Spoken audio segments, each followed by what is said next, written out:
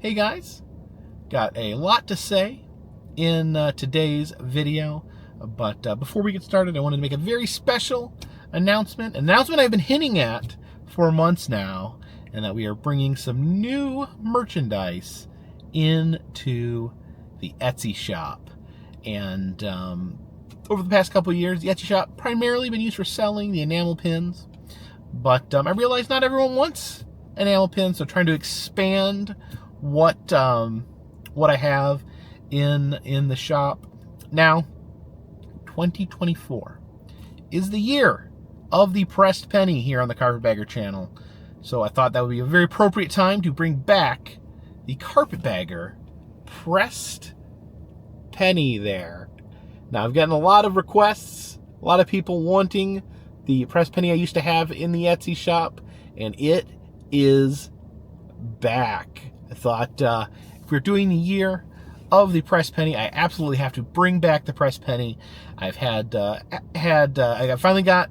trying to move things around, finally got a new supplier for the pressed pennies, so they are on sale right now in the Etsy shop. But that is not it. Got some new other things here as well. We're going to also be adding stickers to the Etsy shop. We've never had stickers in the Etsy shop before. Let me see what we got here.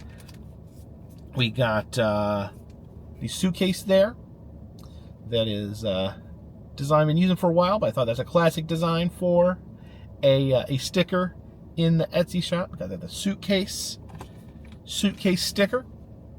Also have the Carpetbagger Never Ending US tour there with my original logo, originally made by Mr. Chicanery there. And the classic Carpetbagger postcard there, made by Danielle Tannerelli. And by David Sedano, we have the Cupie Bagger. See the little me as a Cupie there, with my possum there on the shoulder. And then finally, Jen helped design these Carpetbagger bumper sticker that you can place on your car. Warning, it may cause the resale value of your car to go down, but trust me, it is worth it. Now, these are all on sale right now below in the Etsy shop. These are all a limited run. I'm not sure how popular any of these are going to be. I will most likely, if they sell out, I will order more of whatever's popular. But there's a very limited run of all these right now. So if you're thinking about it, maybe pull the trigger. Just because these might sell out quick. They might last forever. This might be a 10 years worth. I don't know. I never know how stuff's gonna sell. So if you're interested in it, maybe consider buying it. And if not, don't worry about it. Just watch the videos. But I appreciate it. Hey you all, this is the Carpetbagger coming to you live from the South.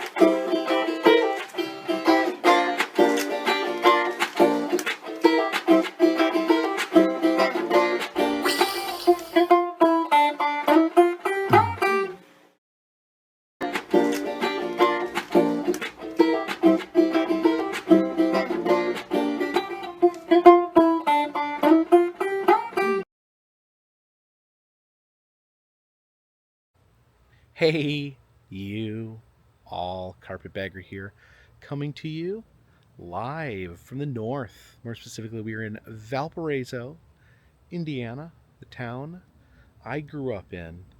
And more specifically than that, we are here at Jesse Pfeiffer Park. This is kind of a hidden park. Used to spend a lot of time here as a small child. There's no parking lot. You have to know where it is, and you have to cut down dead ends and alleys to be able to get here. Unfortunately, they've replaced almost all the playground equipment that I loved when I was a kid. But we're here today. I finally wanted to take some time to talk about the milestone that I have passed recently, and that is I now have over 500,000 subscribers. You can see some balloons there that my sister got me. They're kind of out of order there, but it says 500K. They're tied together on this board, and I was trying to get them to be able to stand up straight in the background, but they're balloons, so they wouldn't hold still. So I kind of lashed them here to the playground equipment, but they're still not entirely cooperating. See, you can tell. Hopefully, you guys can tell. It says 500K, aka 500,000, aka half a million.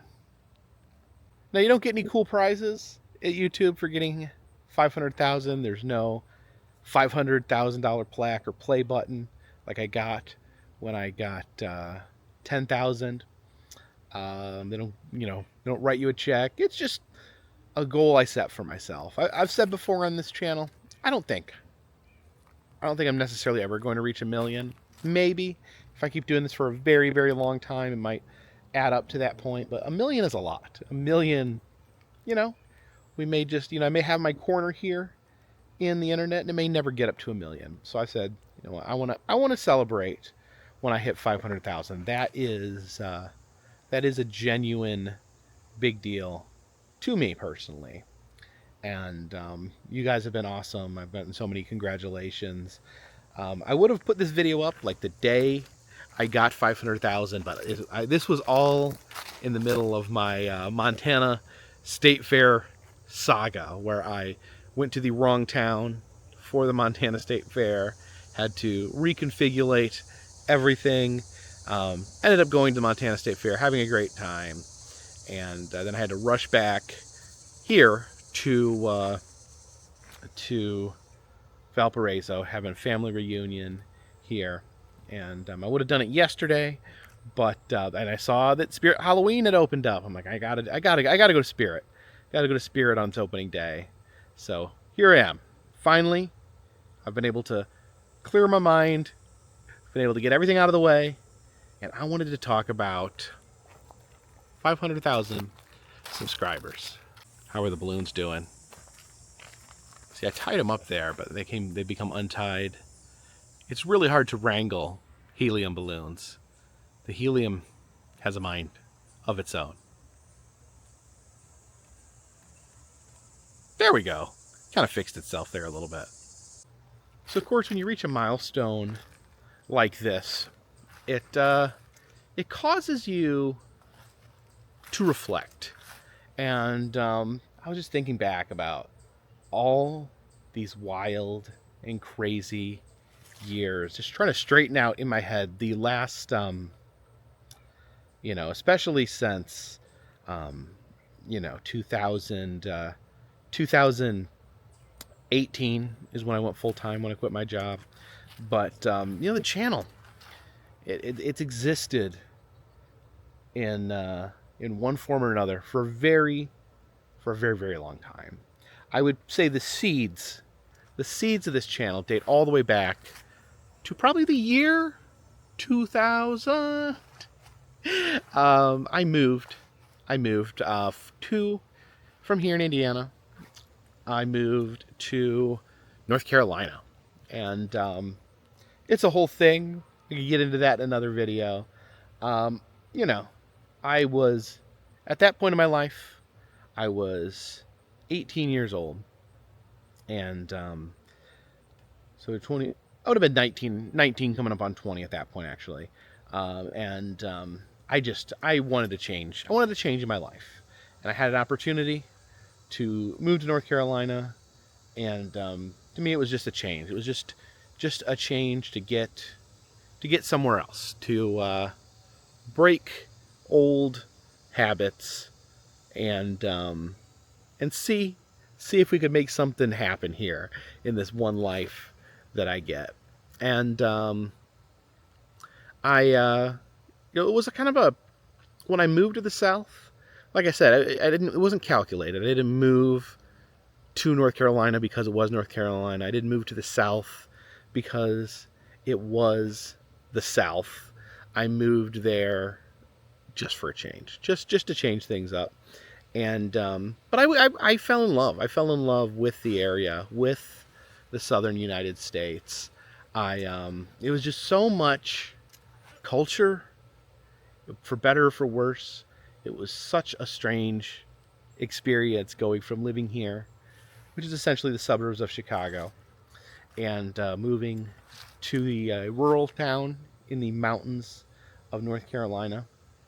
And I was, all the things that make the South, these wild and strange things. I became very interested, and kind of the way at that point I started expressing myself in any sort of artistic way is through photographs. I bought a cheap camera that I could afford, and I couldn't afford much back then because I was broke.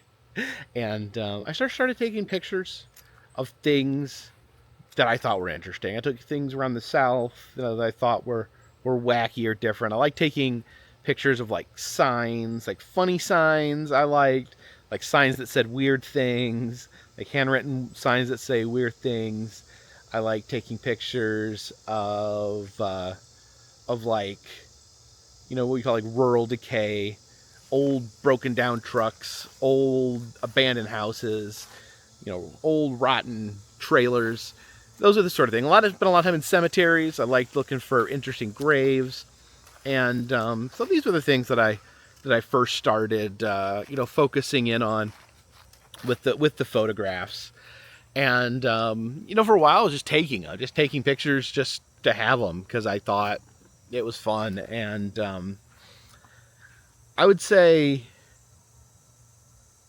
there's two websites that were really, really influential in me starting to what would lead to this YouTube channel.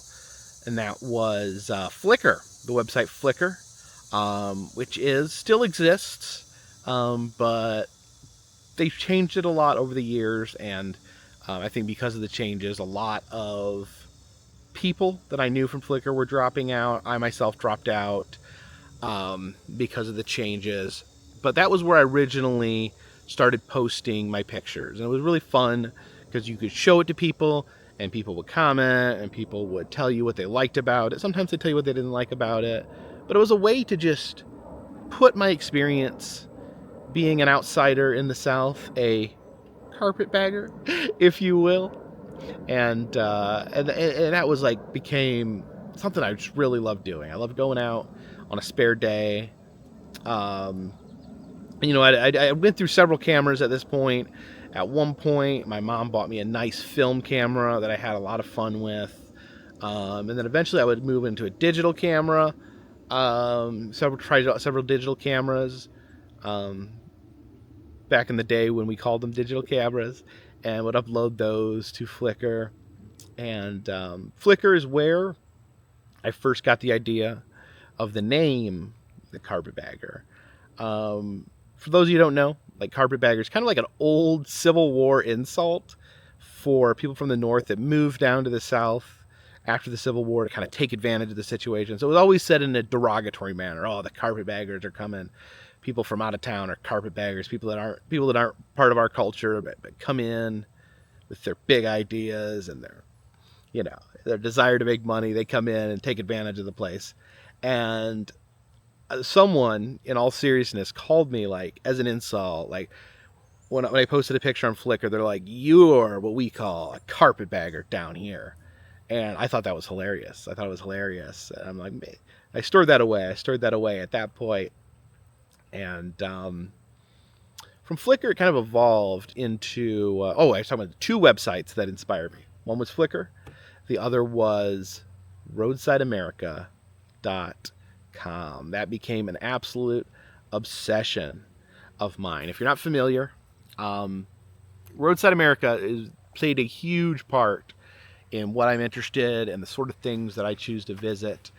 And I was obsessed with seeing roadside attractions. It really kind of introduced me to the concept of what a roadside attraction is. It has a database for roadside attractions. So I would try to, I couldn't travel much because again, I was broke. So maybe I could drive an hour and see something that was listed on the site. Maybe if we were traveling to visit my mom, we could stop and look for some roadside attractions along the way. Really, really became a focus of mine. Of course, always documenting the South and how things were different here. That was always a big part of what I like to do. But we also there's that Roadside America just really injected a lot of life into what I was interested in, what I wanted to focus on, what I wanted to document. So from Flickr, we go to having my own blog through Blogger.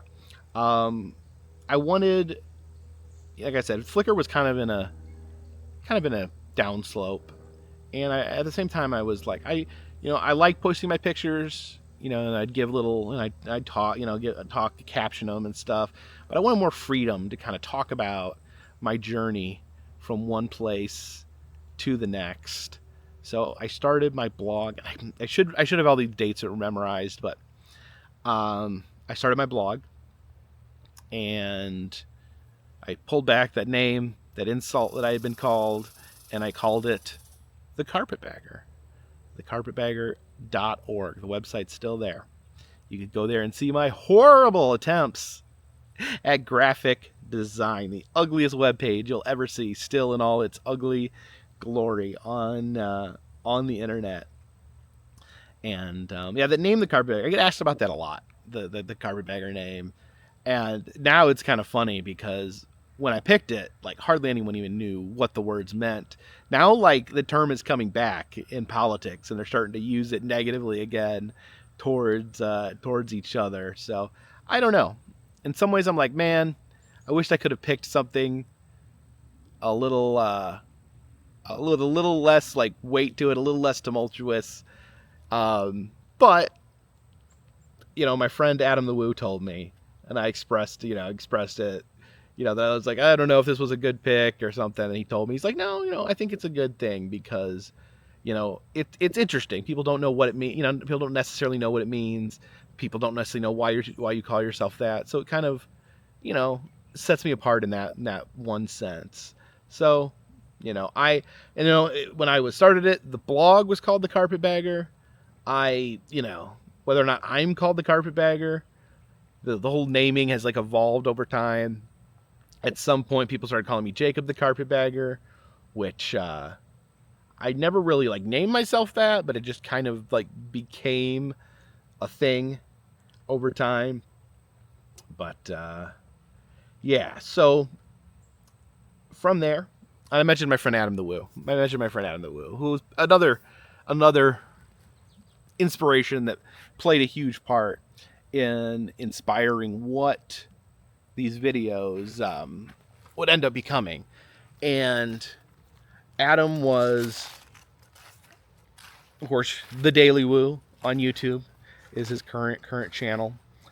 But I was interested in roadside attractions, interested in Southern culture, and interested in abandoned stuff. I still was a lot of passion for abandoned things, and I was trying to figure out, could I sneak into Six Flags New Orleans?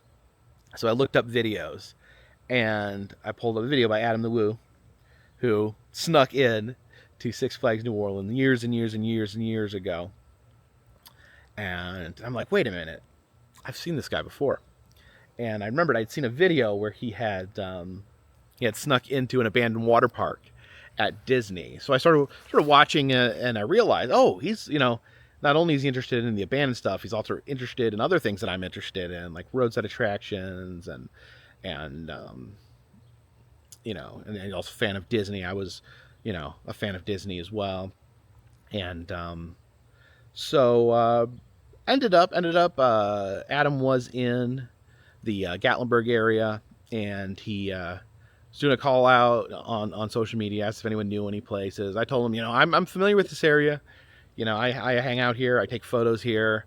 I can show you stuff. I took him to ended up taking him to we were going to go with Goats on the Roof, but we got rained out. So we ended up doing something inside. I went with the Three Bears general store, which is where I met him for the first time. And we are still good friends to this day. We both do a lot of traveling, so we aren't always necessarily able to hang out a whole bunch, but still keep in touch, still share a passion for a lot of the same things. But talking to Adam, seeing how he filmed, seeing how he did the video content, I was like, maybe this is how I should do things. And I had thought before, like, maybe blogs are something of the past. Photo blogs are on their way out. I think to myself, I'm like, people like video now. People are really getting more into video. And I was very nervous about taking that jump. So I was thinking, how do I present myself on video? And prior to meeting Adam, I put a few things out, mostly unedited clips of weird things, or that's on my old YouTube channel, one that was just my name. And then I think on the Carpetbagger YouTube channel, if you go to the very beginning, there is you can see a few attempts at trying to figure out my groove. I tried to do like video essays with a voiceover, because I didn't really want to show myself, because I really am shy and didn't want to put my face on camera. And then later, just watching Adam and how he presented things, I'm like, maybe I could do this. Maybe I could do this. I see how he films. Maybe I could do things in a similar way. Obviously put my own taste to it, my own spin, my own sense of humor to it, but kind of use his as like kind of a blueprint or an outline, an inspiration. Musicians, they get inspiration from other bands. Directors get inspirations from other movies they watched. So I got inspiration from Adam, and I've never been shy about talking about that. So I put out a video, my first video that I ever, that basically the video I did in my my current style was I visited the last shot that was fired in the Civil War. There is a marker in a residential neighborhood in Waynesville that I went there, and I filmed a very nervous video. Hey you all, Carpetbagger here, coming to you live from the South, more specifically Waynesville, North Carolina, at the location of a little-known monument. As you can see here, we are actually in a residential neighborhood between two private residences. This marker is actually a marker for the last shot fired in the American Civil War. And in a gradual sense, it was kind of off to the races from there. I kind of stuck with that style, the Adam the Woo style, if you want to call it that. And, I would go and I would film. Of course, I worked full time. I had a wife and kids. So I would take what little time I have. If I had a day off, I would, drive a couple hours, film something. I always reflect back to Cocaine Bear. I always feel like Cocaine Bear is like a big part of me, like realizing what I am, if that makes sense. When I drove about 4.5 hours to Lexington from Waynesville and filmed Cocaine Bear, then got back in my car, drove around, and I'm like, maybe that's one thing I have, is like dedication, that I'm willing to drive way out of my way, you know, and take advantage of a very small window of time to film what I'm interested in. And that's, that's what this channel is. It's just me showing what I'm interested in, what I think is fun. And so yeah, it went on for, for some time where, this was, and again, like in my head at the time, never did I think that that it would end up even like not being I didn't ever think it would be my job. I didn't ever think I would ever make money doing it. I remember I had run ads on my blog, and I posted a picture on Facebook where I made 2 cents on YouTube. I thought it was the funniest thing in the world. So, this was a hobby. This was something I did because I love doing it, and I love doing it a lot. So I would take, if I had a couple days off, I might drive out, maybe even get a hotel room, and just film as many things as I could. In the early days, the videos were short, the videos were to the point, and I would film multiple videos in one day. I know one point, I'm hopping around here, but at one point when I was in Branson, Missouri, I went up and down that strip and I filmed 7 videos in one day. I don't try to do stuff like that anymore, but because I worked full time, because I had very limited time on the road, that I would just try to take advantage and film as much as I could when I had the free time. And for a while I did my blog and I did the videos, but it became very clear that people showed way more interest in the videos, so kind of the blogs stopped after a while. Although you can still go read them. You can still go read them and look at the pictures if you want. Again, thecarpetbagger.org still floating around there on the internet. But yeah, so I was plugging along, doing this hobby. And again, a hobby for me, I'm kind of the all-in or all-out person. So even though it was a hobby, even though it wasn't something that I made money with, it was something that I put a lot of time in, all my free time. It was the only thing, like, as far as like relaxing or taking time off, it's all I cared about. It's all I wanted to do. And yeah, eventually it got to a point where a little bit of money was coming in. And for those not familiar, usually it's the ads on the videos that I get a percentage of. And, that was the first way that I was able to make money. And then, I realized at one point, I'm like, I am making enough money where I can pay for my gas. I could pay for a hotel room every once in a while. I could pay my entrance. I can pay my admission to get in. Now, I'm not going to have anything left over after that, but this is self-sustaining. I'm not paying my own money anymore to travel. I'm traveling, and then I get paid enough that I can cover all my expenses. And at that point, I was just like done. Like, not done, but like I didn't have any illusions that it would ever get further than that. I thought I had won. I thought that was victory right there. I could do these things I want to do. And of course, I was very broke at the time. But if I keep doing them, I can make the money back. So I can always go do these things. I went to a limit. Traveling cross country and things weren't exactly in the cards at that point. But maybe once in a while I could travel, go on a long trip. And, that's how things, started growing. Again, my channel officially, it was about 11 years ago. My current YouTube channel officially started. And it was about, it was about 2018 that I went full time. So how long ago was that? That was like 6 years ago. So I did about 4 years part-time. Wow. I just realized now I've been doing it longer full-time than I've been doing it part-time. That's kind of crazy. I didn't even think about that.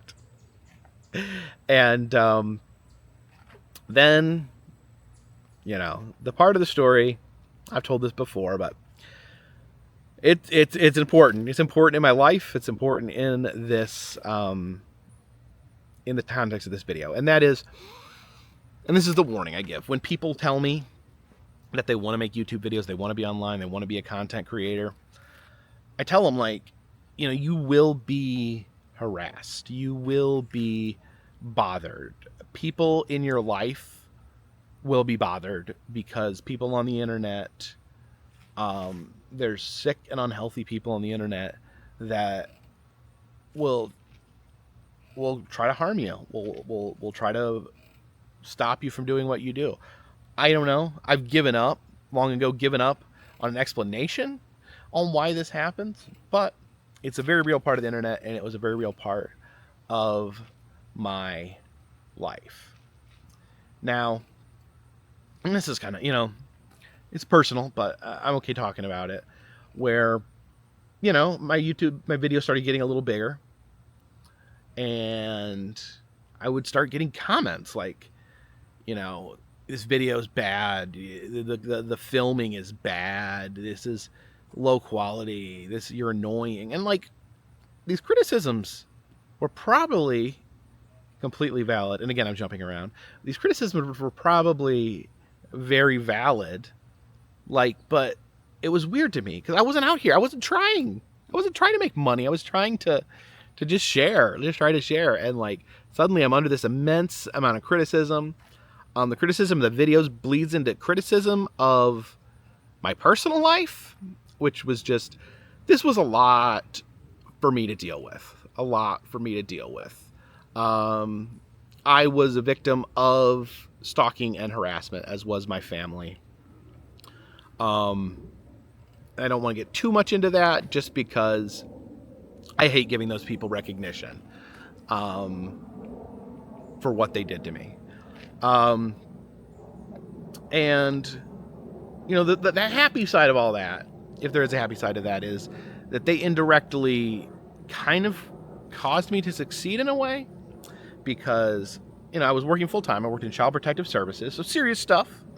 And then people started bothering my work. They started writing letters to my work. They started calling my work and talking about my videos. I still, to this day, don't know what is in my videos that upset people.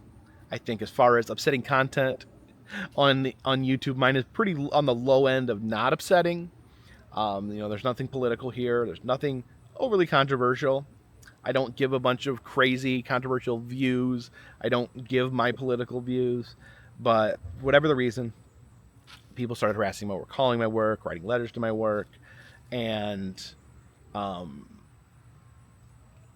was brought to my attention. People are calling. So I talked to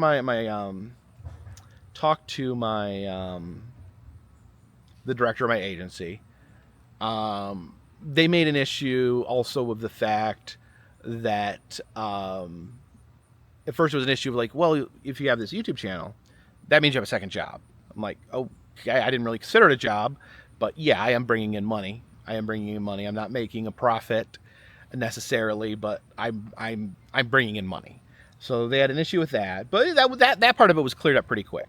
I put in an application, and it was approved. They said that I could do both. But then the harassment continued. The director of my agency, who originally told me that it was okay, he left the agency. They put in a temporary director that was not a good person. Not a good person. And you know, the harassment continued. They continued to harass my work, and they called me in a meeting, and they told me, we're retracting, you know, your contract, your signed agreement.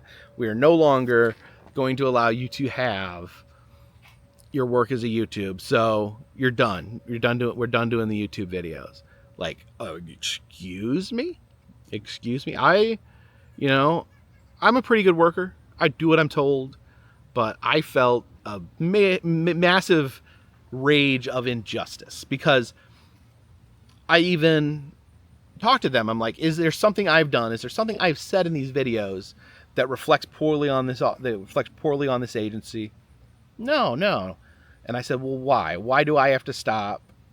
And they said, because it's become a distraction. Because basically they didn't like dealing with it. They didn't like the calls. On a lot of deep principles, this really bothered me, because we, as an agency, CPS agency, Child Protective Services, we work with families, we work with victims of abuse, we work with victims of harassment, we work with women and men in domestic violence situations.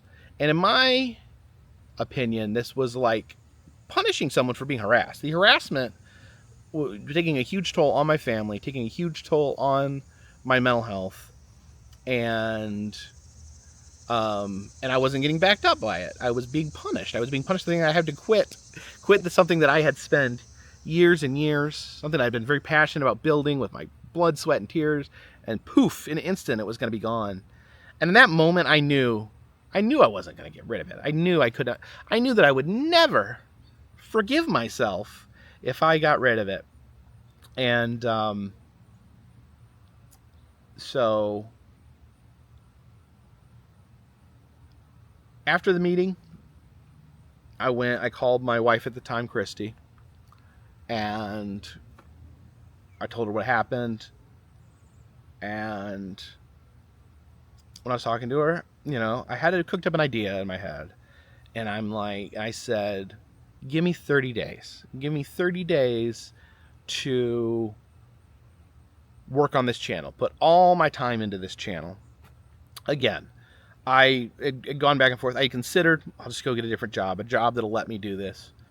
But I'm like, maybe this is a shot. Maybe this is an opportunity. Let me work as hard as I can on this channel for 30 days. And then in 30 days, let's look and see. Let's look and see if I've grown. Let's look and see if I can make this into a path to a career. And she agreed. And I went back. I was still wearing my blue flannel shirt that I was wearing in the meeting. And I turned on the camera and I told people what was happening. That I had quit my job. Of course, I needed 2 weeks. I put in my 2 weeks notice just because I wanted to be as professional as possible. I didn't want to storm out. I didn't want to kick my feet. I'm like, no, I'm not fired. I'm going to work. I'm going to put in my 2 weeks notice. I didn't know. I thought they might tell me to go home or something, but no, they let me.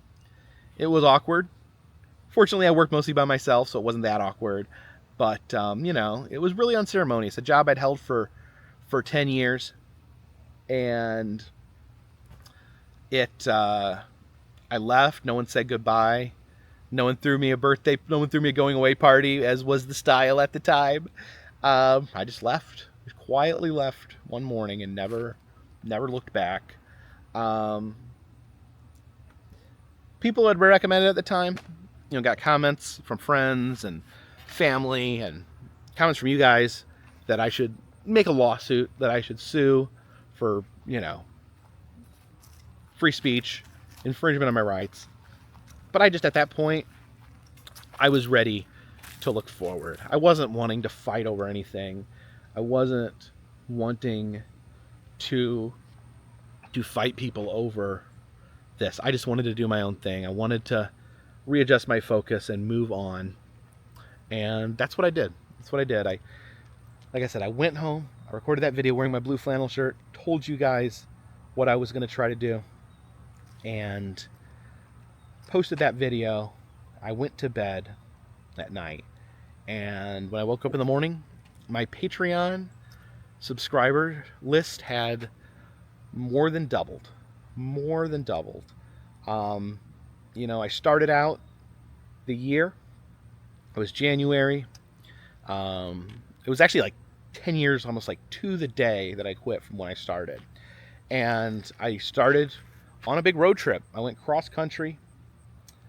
And before I got back home, while I was still on that road trip, I looked at my subscribers going up.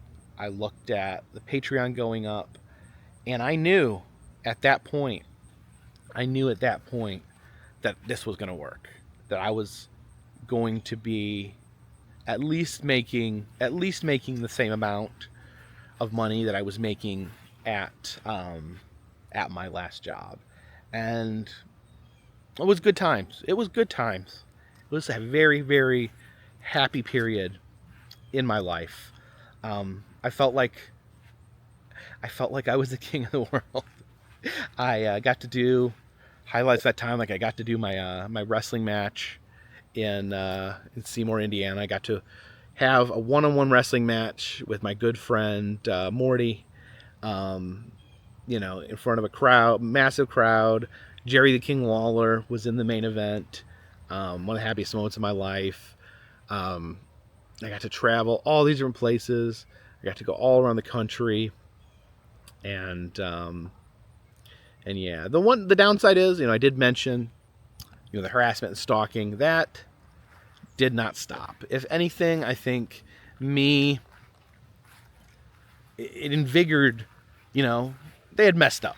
The people harassing me had messed up. They'd inadvertently caused a boost. They gave me the boost that I needed to have the courage to quit my job. And I think I don't know, they may have been bitter about it, but they laid on pretty heavy. They would use things like, constantly using my daughter against me. My daughter got letters at her school. My daughter got, people calling her school, people calling her work. I got, just constant stuff like that. Just messing with me in every conceivable way that they could mess with me. They used, a friend of mine died. They used that as a way to antagonize me. It was rough times. And it took years and years of therapy to be able to work through that. That's why I say, if you're going to be on YouTube, you gotta be prepared for that. It happens. I'm not even saying that like I am alone in being a victim of that. I think every person I know that creates on a professional level has had to deal with some form of what I went through, and that's something. Yeah, something. It's part of the job. I hate to say it. The internet's a wicked place sometimes. I feel like I've made my corner of the internet a little less wicked, but it's rough. It's rough out there, and I am at peace with the situation. Like, I've learned to ignore people. I've learned to not care what other people think about me. When people make like videos talking about me, whatever they don't like about me, I don't even pay attention to what they don't like about me anymore, because it's silly. Something gets in your head where 100 people could say great video, amazing, good job, and then one person says a nasty little comment, and that's the one comment you get focused on. I don't know, it's something with the human brain. I've done a lot of work to get past that. COVID-19. I was terrified, absolutely terrified. I thought my channel was over. I thought I wasn't going to be able to travel. I wasn't going to be able to do my job. It worked out differently. Than. Let me fix this. There we go. It worked out a little differently than I thought it would. I thought it would end my channel. I thought it would end my career. But fortunately, it ended up being a period of growth for my channel. I would have never guessed it. Like, I started traveling, whether, you want to judge me or not for it, but as soon as places started opening up, I started going to them. I felt like I had to. I felt like it was the right thing to do at the time.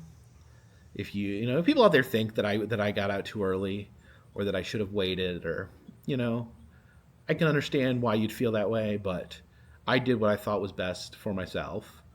And during COVID, a lot of people couldn't travel, and a lot of people have told me, I've heard this story many times when running into people that that they started watching my channel during COVID, that they wanted to see what was going on in the world, wanted to see what was going on, at the different attractions, at the different amusement parks, and really formed a lot of strong connections with my audience over this horrible disease.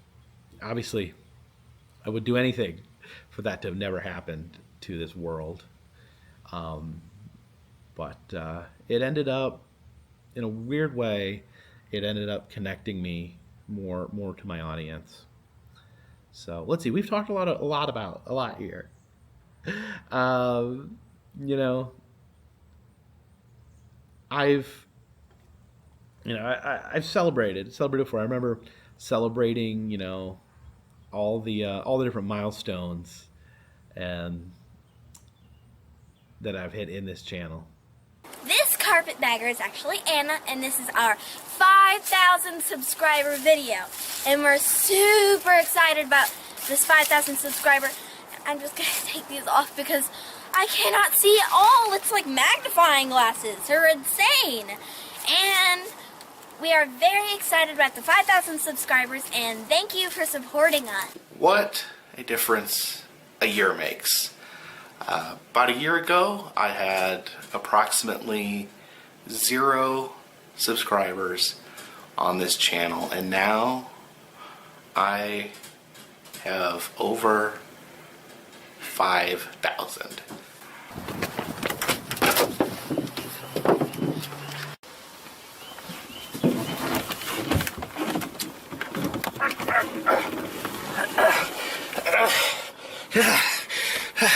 Hey you all, Carpetbagger here.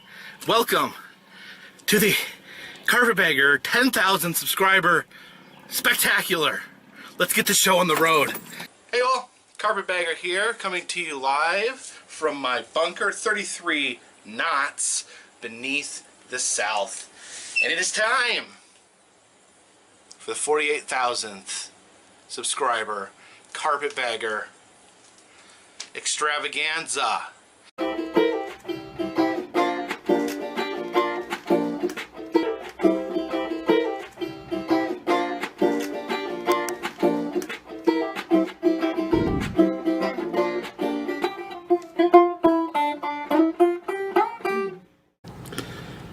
So wow, I hit 100,000 subscribers today. Absolutely blown away by the support, and congratulations of all my friends and family have sent me amazing messages today. Well, look at this. Whoa! Silver play button. These look a little different than the old ones that I've seen, but look at that.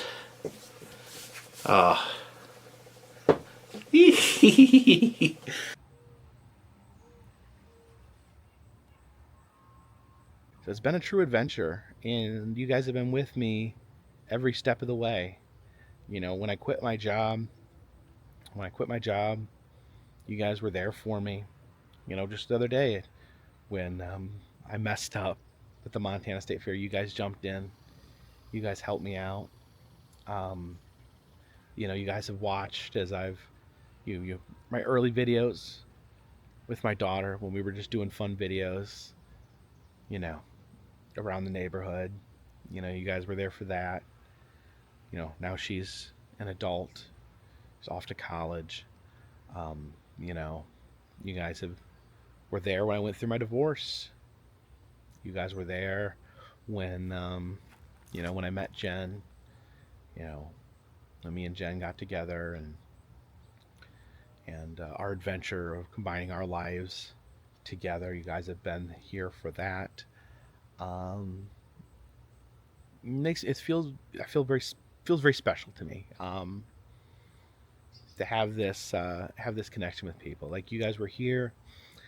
I remember, when I got diagnosed with autism, I was terrified. I was terrified for myself, terrified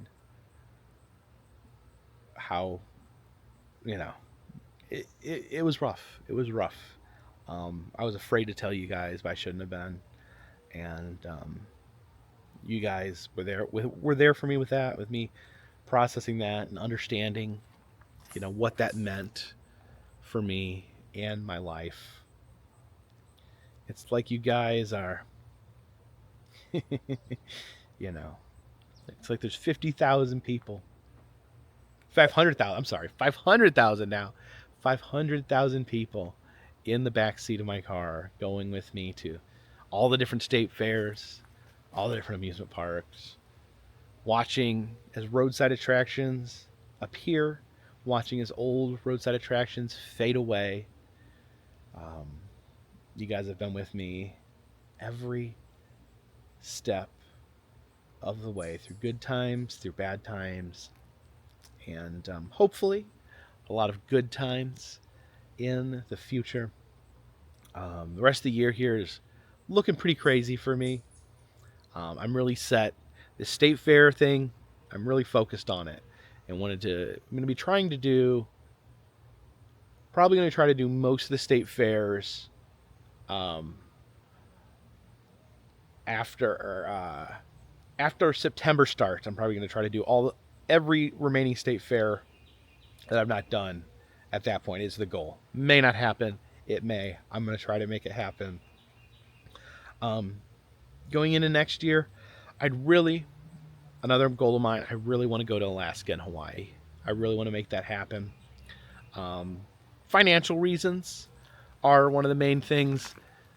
Believe it or not, going through a divorce, very expensive. Didn't realize it at the time. Yeah, going through a divorce was very expensive.